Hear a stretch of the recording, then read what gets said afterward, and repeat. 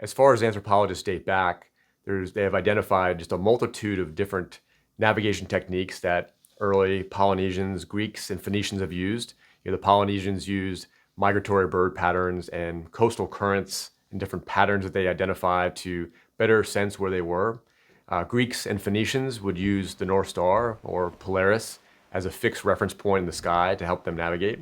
And humans definitely used a multitude of different biomapping techniques like this, where they were using kind of fixed reference points either in the sky or migratory animal patterns to identify what direction they were heading during what seasons.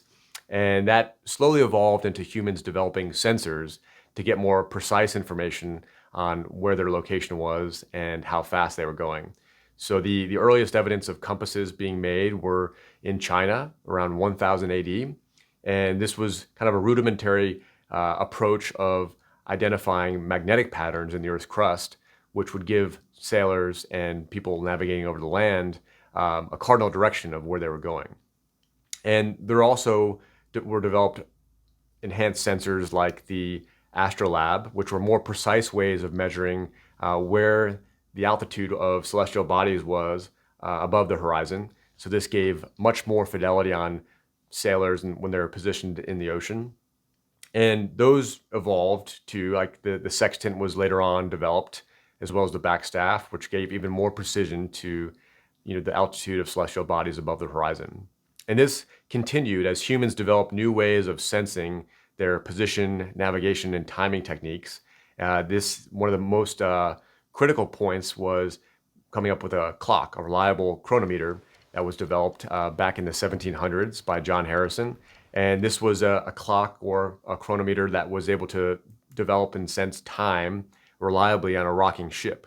So you could, if you knew your cardinal direction or your precise direction that could be cross-correlated with celestial bodies and their altitude, you knew about how fast you were going because you knew you were going this direction, you knew your general speed, and you knew how long you were traveling in that direction. And so that's how a lot of different vehicles, both in space, in the air, and on the ground, are navigated today, is just by precise timing. If you know your exact velocity and you can cross-reference that with another sensor and a very, very precise clock that never fails, you can very accurately measure like how far you've gone over time. And this evolved too. So once the advent of the radio beacon was invented in the early 1900s, now ships and eventually planes could basically detect what direction they were going based on a radio signal. So there'd be a sensor in the cockpit of the ship or the plane eventually where they could sense the direction of that radio beacon.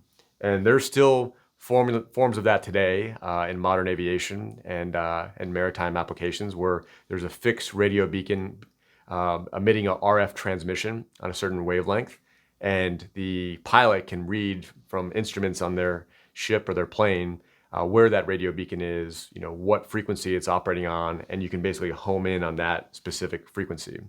So these are just different techniques that people used through medieval times up until modern sensors started to evolve in the early 1900s. Next, we'll kind of get into different techniques that are being used today, and then we'll move on to techniques that are being developed